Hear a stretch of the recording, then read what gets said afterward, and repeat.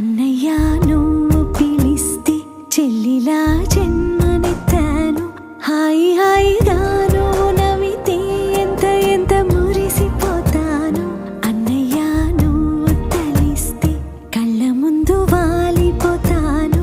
నువ్వు పంచిన ప్రేమకెప్పుడు రుణపడిపోయే ఉంటాను.